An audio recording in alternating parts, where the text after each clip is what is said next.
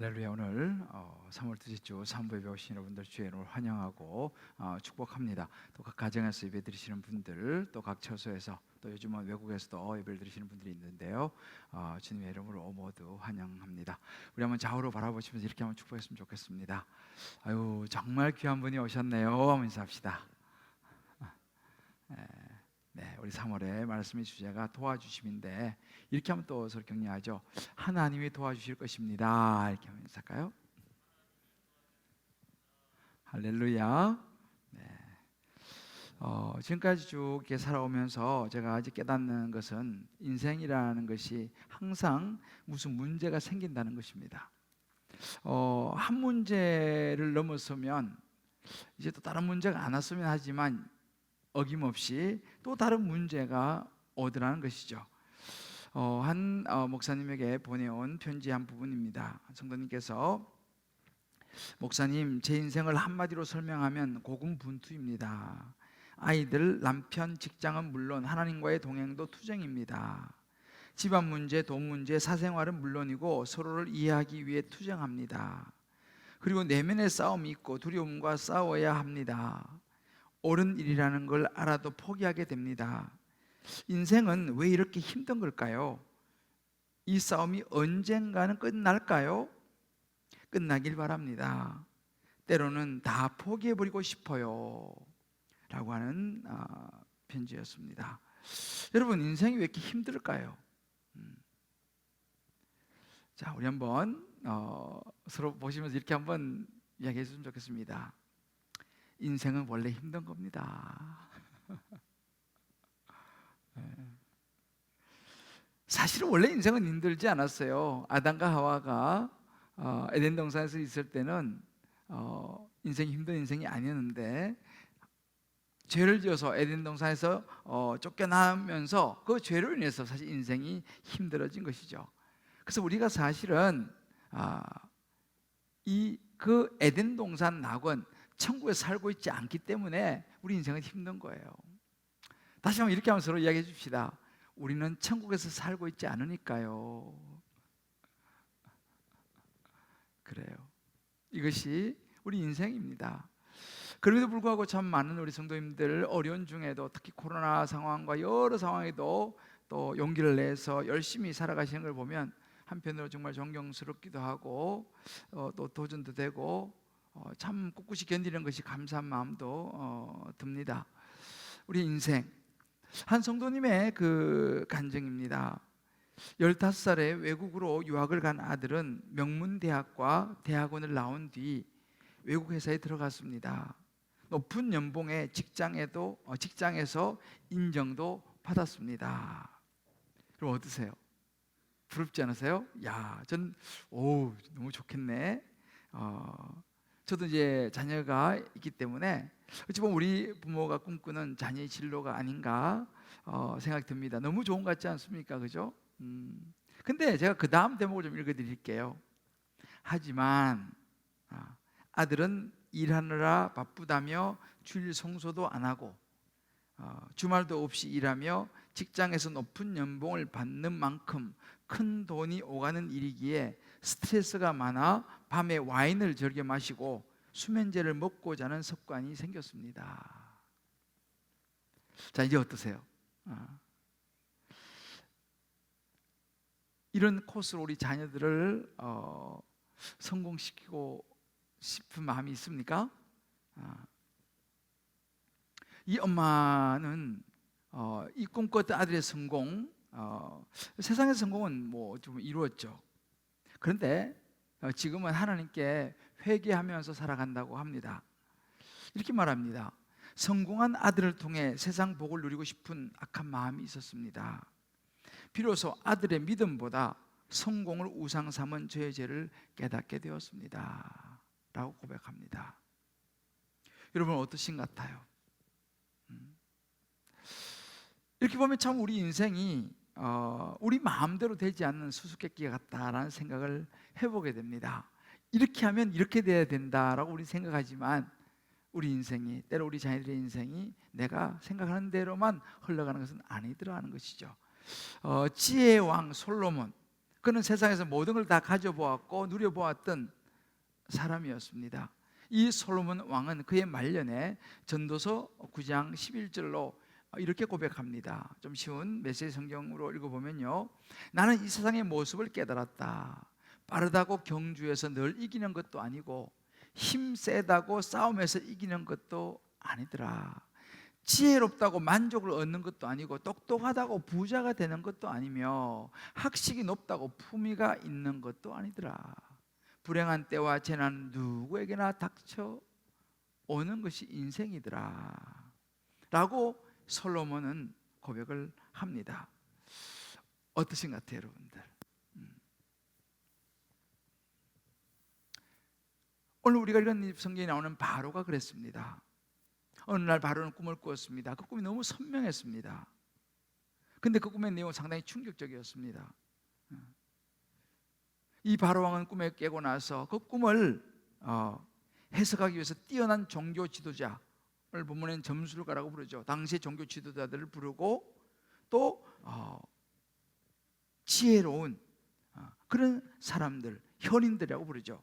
다 불러서 꿈을 해석하게 합니다. 그런데 그들이 와서 이런저런 꿈을 말하지만 바로 왕의 마음을 시원케 해주는 그런 꿈의 해석은 없었던 것 같습니다. 바로는 근심합니다. 두려워하고 번민하며 잠을 못 이룹니다. 그것을 옆에서 최적권에서 바라보던 사람이 술 맡은 관원장이었죠. 어쩔 수 없이 술 맡은 관원장이 자기 지난 시절을 회고하면서 오늘 제 죄를 기억합니다라고 하면서 요셉을 소개하게 되죠. 바로는 그 말을 듣고 요셉을 당장 불러오라고 명령합니다. 우리 지난주에 보았던 오늘이라는 시간의 부분이었습니다. 그렇게 불려 나온 이 요셉에게 바로 왕은 말하죠. 너가 그렇게 꿈을 잘 풀고 해석한다지 내 꿈을 한번 해석해 보아라 라고 이제 바로 왕이 이야기를 합니다. 그런데 요셉이요, 가만히 보면요, 아직 바로 왕이 꿈 이야기를 해주지 않았습니다. 그런데 꿈 이야기도 하기 전에 요셉이 이런 이야기를 합니다. 오늘 16절에 보면 요셉이 바로에게 대답하여 이르되 내가 아니라 하나님께서 바로 왕에게 편안한 대답을 하실 것입니다. 이 꿈의 해석, 이 답변은 제가 아니고요, 하나님께로부터 옵니다 라고 분명하게 이제 하나님에 대한 부분들을 바로 왕에게 이야기하는 장면이 나오죠. 바로는 거긴 개의치 않고 자기 꿈 이야기를 이제 들려줍니다. 내가 나일 강가에 서 있는데 보니까 아름답고 살찐 이 암소 7 암소가 풀을 뜯고 있는데 또 그 나일강에서 올라온 아주 흉하고 바짝 마른 7 암소가 나와가지고 그 아름답고 살찐 7 암소를 잡아 먹어버리는 꿈을 내가 꾸었다. 그리고 또 잠깐 잠을 들었다가 또 꿈을 꾸었는데 이번에는 한 줄기에 무성하고 충실한 7 이삭이 나왔는데 동풍이 불어오더니만 바짝 마른 7 이삭이 나와서 그 충실한 7 이삭을 삼켜 버리는 꿈을 내가 꾸었어. 도대체 이것이 무슨 꿈이겠느냐 라고 이야기해 줍니다. 그 꿈 이야기를 다 들은 이 요셉은요, 역시 마찬가지로 25절에 또다시 하나님 이야기를 합니다. 이 꿈은 하나입니다. 왕이시여, 하나님이 하실 일을 보여주신 것입니다 라고 말하면서 그 꿈이 하나님으로부터 왔다는 것, 꿈의 주체가 하나님이라는 것을 다시 한번 또 이야기를 하죠. 그러면서 그 꿈을 해석하는데 왕이시 앞으로 7해 풍년이 될 것입니다. 그리고 다시 정말 끔찍한 흉년이 또 7해 될 것입니다. 왕이 2번이나 이 꿈을 꾼 것은 하나님이 다 이제 이것을 확정했다는 의미입니다 라고 이제 해석을 해 줍니다. 이 해석을 듣는 바로의 눈이 커지죠. 귀가 확 열리는, 이건 뭐 초등학생이 들어도 쉽게 이해할 수 있는 아주 단순하고 명확한 해석이었습니다. 근데 거기서 요셉이 그치지 않습니다. 심지어 그 꿈에 대한 대안을 제시를 합니다. 이제 이 모든 일을 위해서 명철하고 지혜 있는 사람을 왕이시여 세우셔야 됩니다. 그리고 이 모든 일을 준비하셔야 되고 대비하셔야 됩니다 라고 이야기를 합니다. 그러자 이 바로와 그 같이 옆에 있던 이 고위 신하들이 탐복을 하는 장면이 나와요. 어떻게 이렇게 꿈을 풀어낼 수 있냐는 거죠. 여러분 보세요. 이것이 요셉이 풀어내는 그 누구도 풀 수 없었던 인생의 수수께끼를 푸는 장면입니다. 저는 이 말씀을 묵상하면서 오늘 이제 이 사무 예배 드리는 모든 우리 성도님들 한 분 한 분, 또 각 가정에서 또 각 처소에서 혹은 또 외국에서 예배 드리는 모든 분들 한 분 한 분에게 성령께서요 눈을 열어주셔가지고 우리에게도 이런 복잡한 여러 가지 인생의 수수께끼 같은 문제들이 있을 수 있거든요. 뭐 가정의 문제, 또 뭐 자녀의 문제, 직장의 문제, 사업의 문제, 뭐 진로, 뭐 학업, 또 뭐 건강의 문제, 하여튼 여러 인생의 이 수수께끼와 같은 이 문제들이 풀어지는, 이해되어지는 성령의 큰 은혜가 이 시간 여러분 한 분 한 분에게 임하시기를 주님의 이름으로 축복합니다. 할렐루야. 이 대목을 좀 크게 하면 해야 됩니다. 다시 한번 축복합니다. 여러분 요셉처럼 정말 여러분의 모든 삶의 인생의 문제들이 깨달아지고 이해되어지고 풀어진 역사가 오늘 이 말씀 가운데 있어지기를 주의 이름으로 축복합니다. 아멘. 자, 그렇다면 요셉은 어떻게 인생의 수수께끼를 풀어나가고 있습니까? 인생의 수수께끼를 푸는 방법을 요셉은 우리에게 보여줍니다. 그게 한 두 가지로 여러분과 말씀을 나누려고 합니다. 그 첫 번째 요셉을 가만히 보니까요, 인생의 문제를 내신 하나님께 물어보더라는 겁니다. 누가 문제를 냈습니까? 하나님이시죠. 그 하나님께 물어보더라는 것이죠. 이 꿈을 꾼 이 바로 왕은 당시에 이 애굽의 왕으로 신과 같은 그런 존재였습니다. 근데요, 이 꿈을 꾸면서 이 바로 자신도 곁에 있는 신하들도 현실을 직시합니다. 내가 신이 아니구나. 우리 바로 왕이 신이 아니구나. 현실을 직시하죠. 왜요? 아니 신이라면 두려워할 게 뭐 있어요? 꿈 꾸면 쫙 설명해내면 되는데 그 꿈을 설명을 못하고 두려워하고 번민하고 233 불러가지고 물어보는 이런 자신이 신이라고 말할 수 있습니까? 그런 왕을 신이라고 주변에서 볼 수 있겠습니까? 바로는 두려워하는 모습을 보여주고 있습니다. 내노라는 종교 지도자들, 요즘 말하면 석박사 천재들, 이 현인들이라고 부르죠. 아무도 이 꿈을 해석할 수가 없었습니다. 그 꿈은요 종교적으로 또 어떤 인간의 무슨 점술, 어떤 지혜, 기술로 풀 수 있는 그런 종류의 꿈이 아니었습니다. 왜 그렇습니까? 그 꿈을 주신 것은 하나님이시기 때문에, 문제를 내신 분이 하나님이시기 때문에 인간의 수준으로는 풀 수 없는 꿈이었기 때문에 그렇습니다. 저는 이 꿈을 묵상하면서 이 꿈 사건은 우리 인생을 그대로 보여주는 것이 아닌가라는 생각을 해봅니다. 저를 봐도 우리를 돌아봐도 인생이 있죠. 여러분 좀 잘 풀리고 잘 되면 우리가 자신감이 많이 생기면서 마치 내가 다 할 수 있을 것 같아요. 그러면 어떻게 되냐? 하나님이 조금씩 멀어집니다.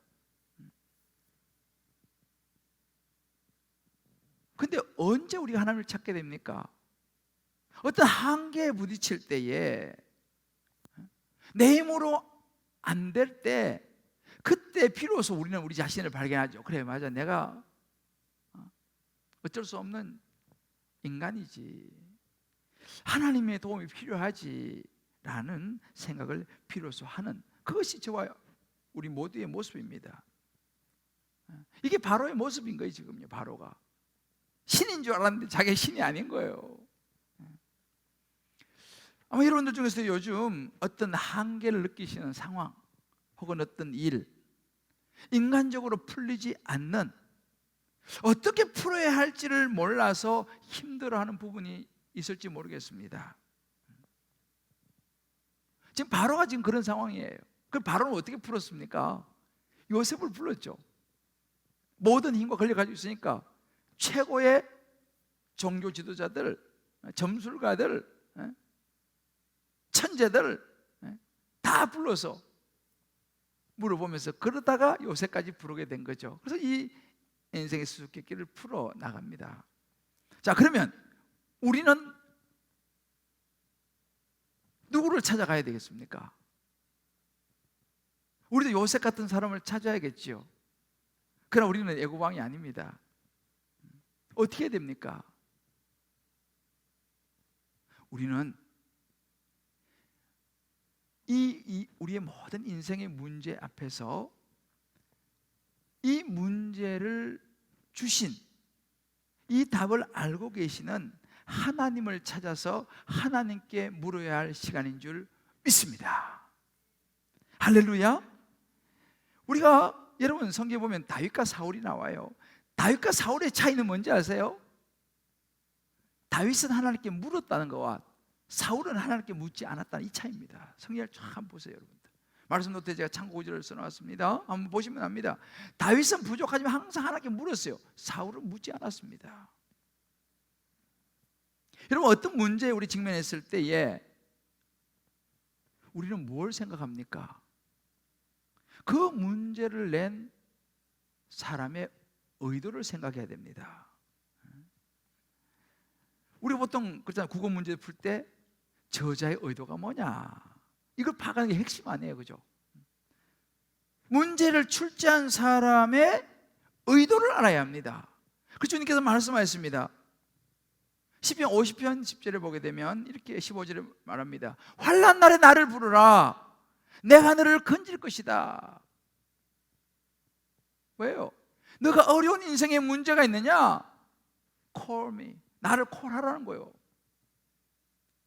그러면 내가 I will save you. 내가 너를 건져줄 것이다. 내가 해결해 줄 것이다 라고 말하는 거예요.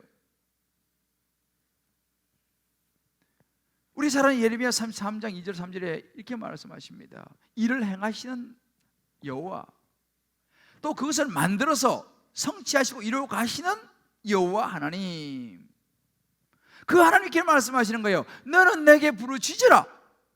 내가 내게 응답하겠다. 네가 알지 못하는 크고 비밀의 일을 보여줄 것이다. 뭐예요? 여러분, ask me예요. 내게 물으라는 거예요.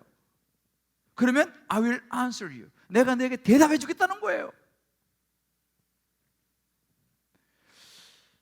여러분, 우리 한번 생각해 볼 필요가 있습니다. 살아가면서 어떤 문제에 직면할 때 왜 이런 문제가 내 인생에 주어졌을까? 그 많고 많은 사람 중에서 하필이면 내가 왜 이런 사람을 만나게 하셨을까? 그 수많고 많은 자녀들 중에 이 자녀를 우리 가정에 보내셨을까? 왜 직장에서 하필이면 내가 이 사람을 만나게 하셨을까? 우리는요, 그 문제를 낸 분의 의도를 생각해 보아야 한다는 거예요. 왜 이런 일이 생겼을까? 여러분이 잘 아시는 홍성대라는 분 아시죠? 공부 좀 하신 분들은 알 거예요. 수학의 정석을 쓰신 분이 홍성대 씨인데, 그죠?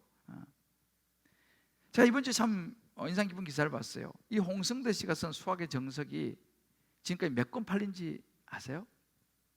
우리나라에서 그동안 팔린 수학의 정석이 5,700만 권이 팔렸답니다. 5,700만 권. 그 제가 생각해 봤어요. 5,700만 권. 우리나라 인구 숫자가, 제가 찾아보니까 지금 우리나라 인구 숫자가 5,180만이에요. 우리나라의 모든 사람이 적어도 한 권 이상 이 책을 다 샀다는 거예요. 그리고 수백만은 두 권씩 샀다는 겁니다. 이분이 그 왜 유명한 전주 산상고 설립자이기도 하잖아요. 그러니까 사람들은요, 수학 문제 풀 때는요 반드시 수학의 정석을 봤다는 거예요. 저는 뭐 수학을 잘 못해가지고 그냥 그래도 그 책은 샀던 기억은 있어요. 제대로 보지는 못했지만. 자, 수학 문제를 풀 때는 전 국민이 다 수학의 정석을 보았다면, 우리가 인생을 살아가면서 이 수수께끼와 같은 어려운 문제들이 가득한 인생 안에서 우리가 우리 인생을 풀어내는 정석, 답은 어디서 찾아야겠습니까? 여러분들 어디 가세요? 그렇습니다. 우리 인생에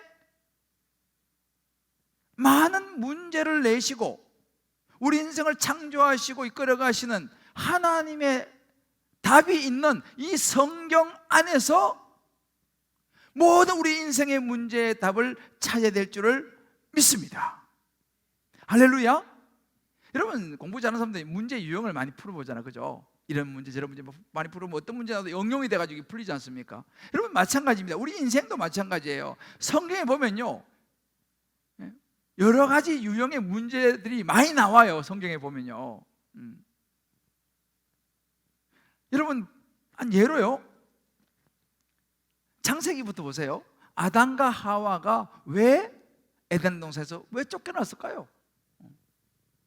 그죠? 그러니까 아담과 하와는 인생에 큰 문제를 만난 거예요. 에덴 동산에서 쫓겨났잖아요. 왜 쫓겨났습니까? 성경에 나오잖아요. 이 하와가 자기가 하나님처럼 되고 싶어가지고 선악과를 따먹는 죄를 짓게 되죠. 그래서 쫓겨나게 되는 것입니다. 그 다음 나온 사건이 뭐야? 가인과 아벨의 사건이잖아요. 가인이 동생 아벨을 죽이지 않습니까? 왜 그런 사건이 생겨났습니까? 두 사람 다 제사를 드렸는데 하나님이 아벨의 제사는 받으시고 가인의 제사를 안 받으셨어요. 그래서 이 가인이 시기와 질투가 부르듯이 올라와서 동생을 죽이지 않습니까? 시기와 질투였습니다. 여러분, 잘 삼손,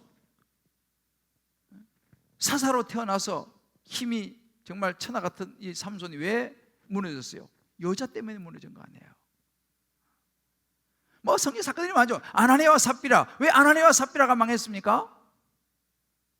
그들에게는 생색과 마음에 욕심이 있었어요. 헌금을 드렸는데 딴 사람 내니까 막 자기도 막 이렇게 해놓고 또 막상 하려니까 또 아깝잖아요. 그래서 얼마나 감추고 또 속여서 또 그렇게 망해버리는 그런 사건. 가룟 유다는 왜 망했습니까? 돈 때문에 망했지 않습니까? 베드로는 왜 어려움을 겪었어요? 지나친 자신감. 예수님의 큰 소리 치지 않습니까? 아, 예수님, 모든 사람이 주를 버릴지라도, 내가 죽을지라도 나는 주를 버리지 않겠습니다. 자신감에 쳐가지고 큰 소리 쳤지 않습니까? 근데 어떻게 됐어요? 세 번에 예수님 부인하지 않습니까? 도마는 뭐예요? 의심. 그 외에도요, 성경에 보면요, 이런저런 인생에 이 예상 문제들이 많이 들어 있습니다. 뭐 솔로몬, 우리가 좀 전에 말한 솔로몬 어떻게 무너졌어요? 솔로몬은요, 이방 여인들을 많이 아내로 삼았어요. 1000명 아내를 1000명 뒀는데, 그것도 주변에 있는 나라들과 화친을 맺기 위해서 공주들을 데려와가지고 이방 신을 섬기는 부인들을 그렇게 많이 두니 그 이방 신을 섬기는 부인들 등살에 해가지고 이 말년에 솔로몬이 무너지고 말았지 않습니까?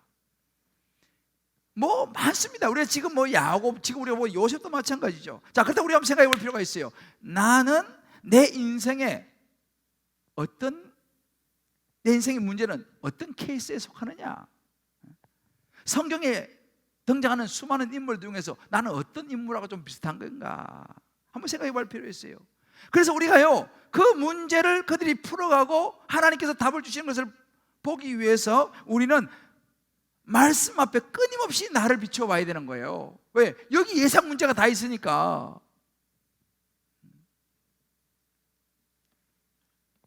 그래서 성경에서 비슷한 인물들을 계속 찾아보면서 그들의 실패했던 이유, 하나님께서 주셨던 답이 뭔지 다 들어있기 때문에 우리는 날마다 우리 인생을 하나님 말씀 속에 들어가서 묻고 또 물어야 될 줄을 믿습니다.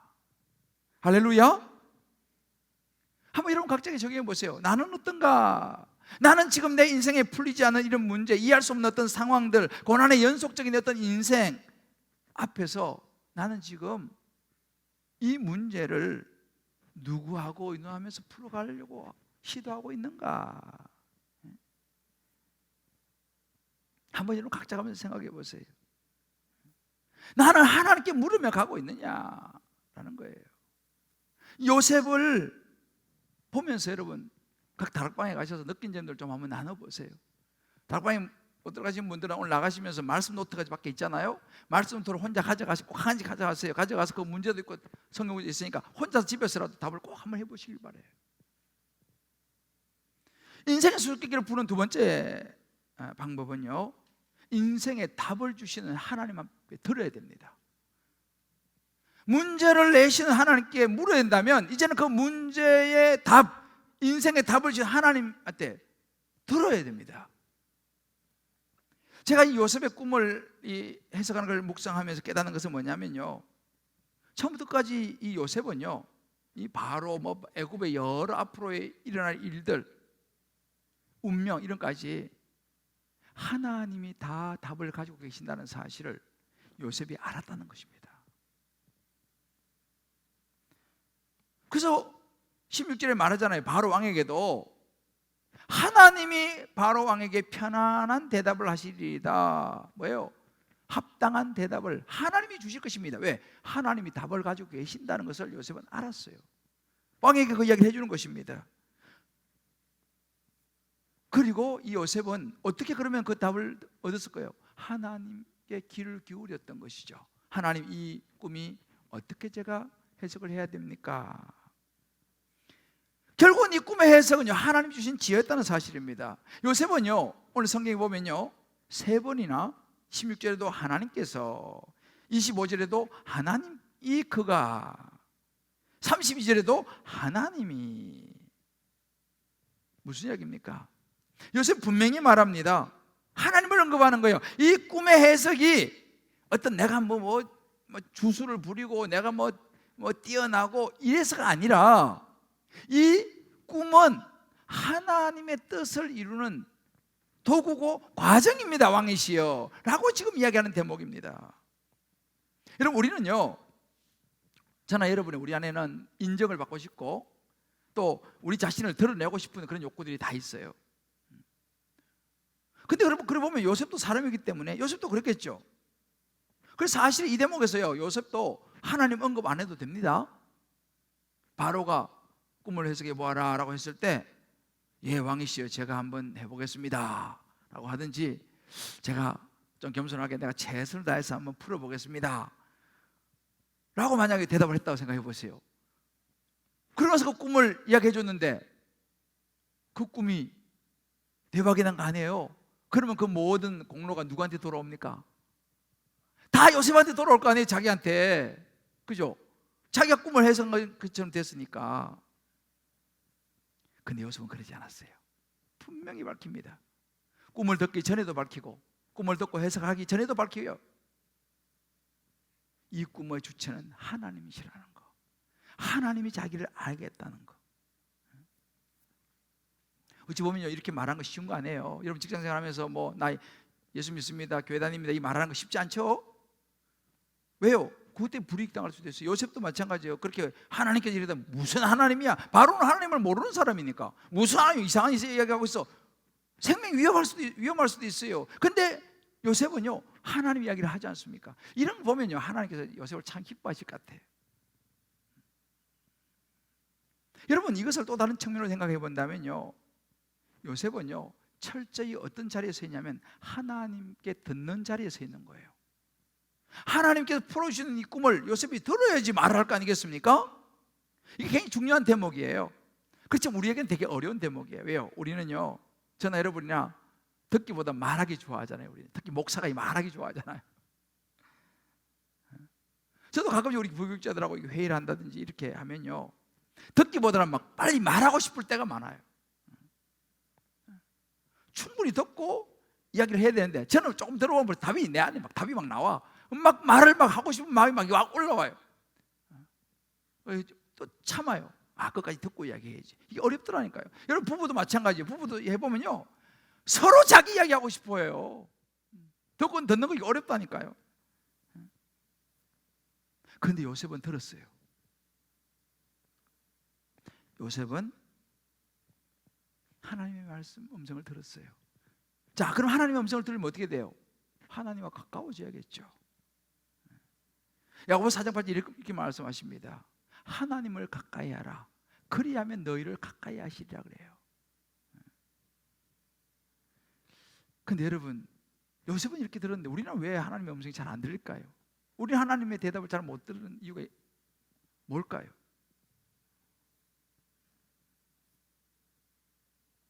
우리는, 저나 여러분이나 사실은 우리 내면이 너무 시끄러워요.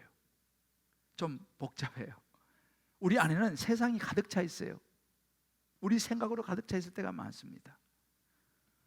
그러니까 내 생각이 가득 차 있으니 하나님 음성 듣기가 쉽지 않죠. 제가 언젠가 한번 이렇게 무슨 프로그램이, 예능인지 뭔가 프로그램이 잠깐 보니까 이제 그 사람 연예인지 가수인지 모르겠는데 나와가지고 이제 서울을 벗어나가지고 저 가평인가 하여튼 강원 쪽인가 별을 보러 갔어요. 별을 보러. 근데 서울 좀 벗어나서 가니까요, 하늘에 별이 막 정말 쏟아지듯이 많은 거예요. 별이 너무 아름다운 별이 많은 거예요. 자, 그럼 여러분, 그 별이 저기 가평이나 강원도에 가야만 그 별이 거기 있고, 여기 우리 살고 있는 잠실에는 별이 없을까요? 어떻게 생각하세요, 여러분들? 잠실에서는 별이 없을까요?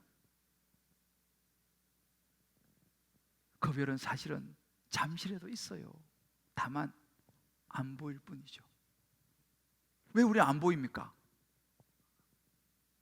그 별을 보기에는 우리 눈앞에 다른 불빛이 너무 많아요. 가로등부터 시작해가지고 우리 눈을 가리는 이 불빛이 너무 많기 때문에 그 위에 있는 별이 안 보이는 거예요. 하나님의 음성이 들려야 되는데 내 안에 이런 불빛들이 가로등부터 시작해서 너무너무 많은 거예요. 그러니까 그 별이 안 보이는 것처럼 하나님의 말씀이 안 들리는 거예요. 여러분 전화를 해보면, 그죠? 전화를 해보면 사람들이 엄청 많고 안 되는 전화, 뭐라고? 좀 크게 해보라고, 잘 안 들려? 막 그러잖아, 그죠? 그러다가 어떻게 합니까? 좀 기다려봐, 도저히 여기서 안 되겠어 해가지고 장소로 옮겨서 들으면 좀 들리죠. 여러분 집에서도 그렇잖아요. 가족들 이렇게 있다가도 중요한 전화가 오면은 잠깐만요 하고 어디로 들어가요? 방으로 들어가잖아요. 문 닫아요. 그리고 예. 중요한 전화일수록 있잖아요. 그렇게 한다니까요. 안 되면 어디로 가요? 화장실로 가요. 화장실, 그죠? 그거 조용하니까. 여러분 직장에서도 그러지 않아요? 오면 잠깐만요 하고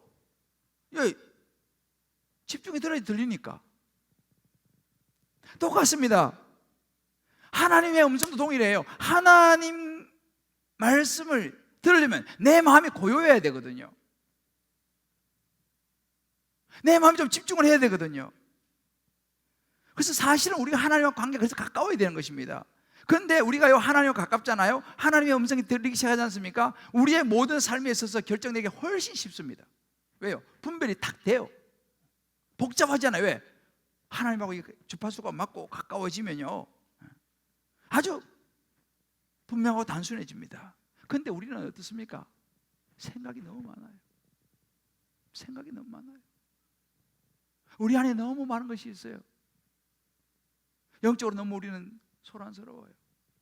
그래서 제가 이거 묵상하다가 떠오르는 한 그 노래 가사, 시인과 촌장이 부른 가시나무라고 하는 그 노래 가사가 있어요.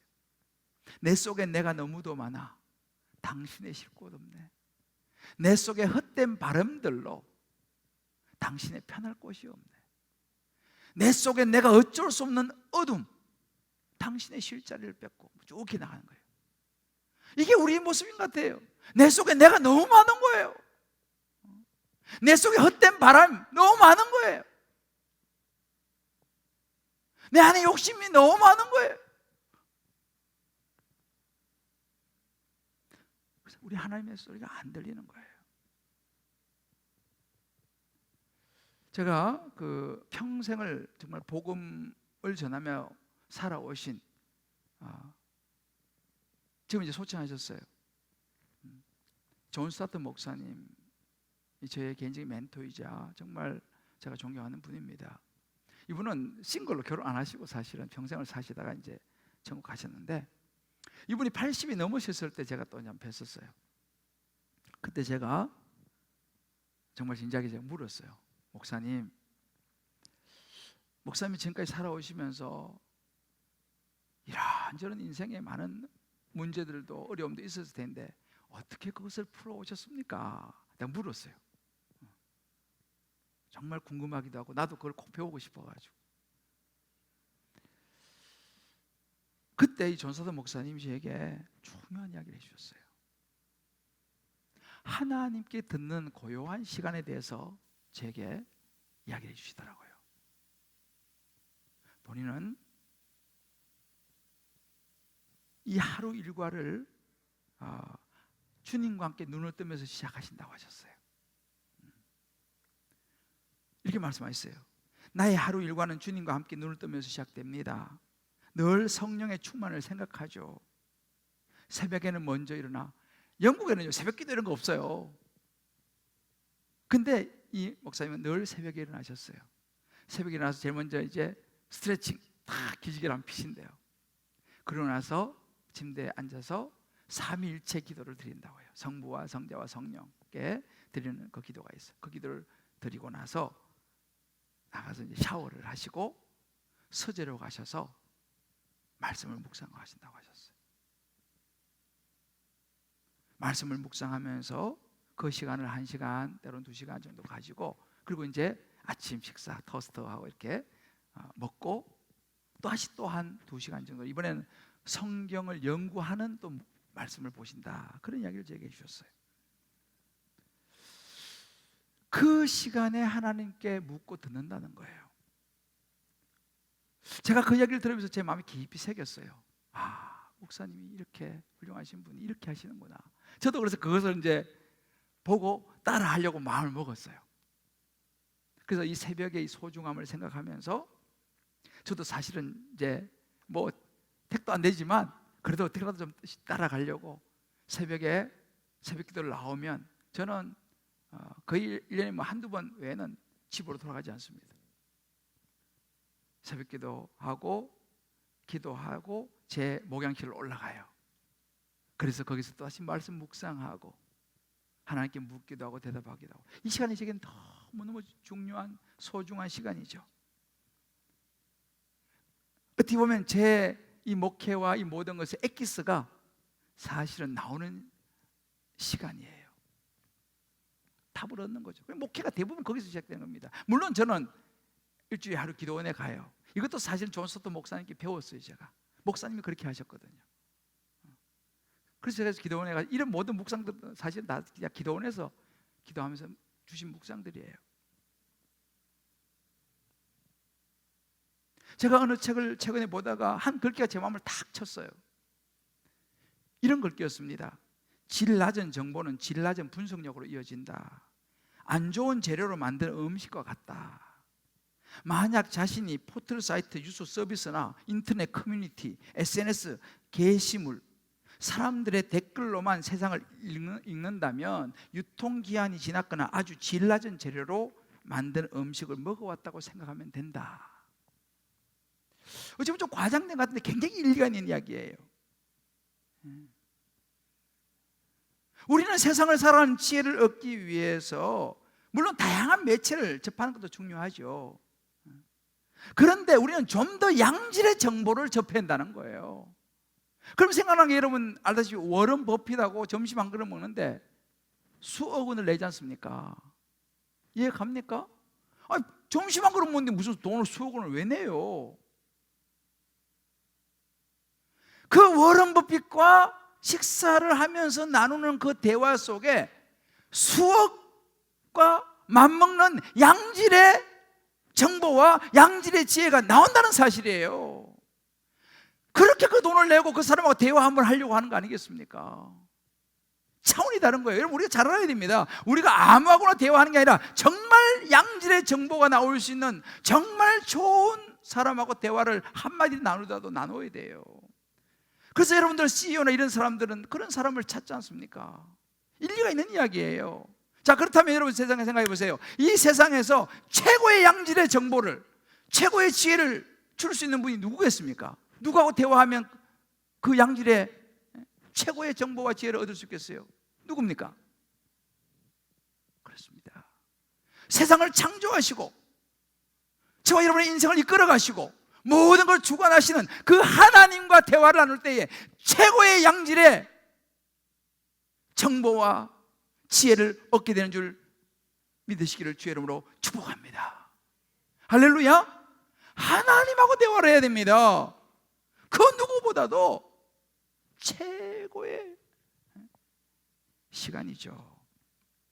여러분 한번 각자가 한번 생각해 보세요. 나는 인생 여러 가지 문제를 만날 때 주로 나는 말하는 형인가 듣는 형인가? 어려운 인생의 문제를 풀어올 때 나는 어떻게 풀어가고 있는가? 내 소견과 내 경험과 뭐 내 사회적인 정보 분석력, 뭐 어떤 경험이 많은 어떤 지인, 뭐 유지 이런 사람들 만나가지고 참고를 하는가? 아니면 나는 하나님의 음성을 듣는 편인가? 하나님 이럴 때 어떻게 해야 됩니까? 라고 묻는 편인가? 우리가 눈을 딱 떠서 제일 먼저 하는 게 뭐냐? 핸드폰 켜서 SNS 보고 핸드폰을 제일 먼저 집느냐? 아니 신문을 제일 먼저 집느냐? 아니면 내게 생명 주시는 하나님의 말씀을 내가 제일 먼저 집느냐? 어떻게 내 하루의 시작은 되느냐? 한번 여러분 각자 생각해 보세요. 사랑하는 성도 여러분, 인생은 해석입니다. 아멘. 인생을 제대로 해석해내면 성공하는 거예요. 아멘. 누구에게 묻고 누구에게 답을 드려야겠습니까? 인생의 정석을 가지고 계시는, 인생의 문제를 내시고 답을 주시는 하나님께 묻고 답해야 되는 인생이 될 줄을 믿습니다. 아멘. 제가 최근에 한 그 여자 배우의 그 인터뷰 기사를 봤습니다. 이 배우가 박현정 씨라고 하는데 뭐 뷰티 인사이드, 여신 강림 뭐 이런 데 나오는 배우라 그래요. 이분이 인터뷰를 했는데 이렇게 인터뷰를 했어요. 요즘은 큐티 할 때마다 이 시간을 통해 하나님이 내게 말씀하시고 싶은 메시지가 무엇일까 너무 궁금하고 기대돼요. 날마다 하나님을 만나고 싶고 또 하나님을 오해하고 싶지 않아서 말씀을 봐요. 이렇게 이야기해요. 그러면서 이분이 이렇게 이야기합니다. 말씀을 보지 않으면 내가 원하는 모습으로 하나님을 오해하고 선택해야 되는 순간에도 자꾸 내 하고 싶은 대로 하게 되더라고요. 자꾸 합리화하게 되고요. 그래서 날마다 말씀을 묵상하려고 해요 라고 이야기를 해요. 저와 여러분 어떻습니까? 매일매일 아침 새벽에 일어나면 하나님 말씀을 듣고 뭐라고 말씀할까를 기대하면서 펴는 우리의 삶인지, 아니면 이 말씀이 없기 때문에 그저 내 생각대로 하나님 오해하고 결국 내 선택이 되면 내 하고 싶은 대로 선택하고 나를 합리화하는 그런 모습인지, 아니면 정말 말씀을 내가 붙잡고 나아가는 모습인지. 오늘 여러분 요셉은 우리에게 이 부분을 보여주는 거예요.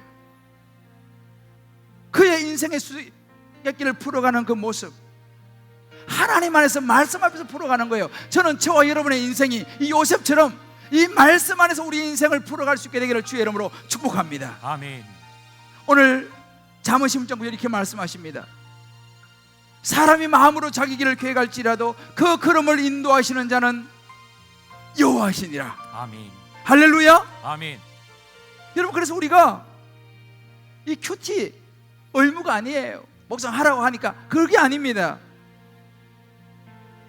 인생의 문제를 풀어가는 답을 찾는 거예요. 아멘. 저는 오늘 이 시간 여러분과 제가 결단했으면 좋겠어요.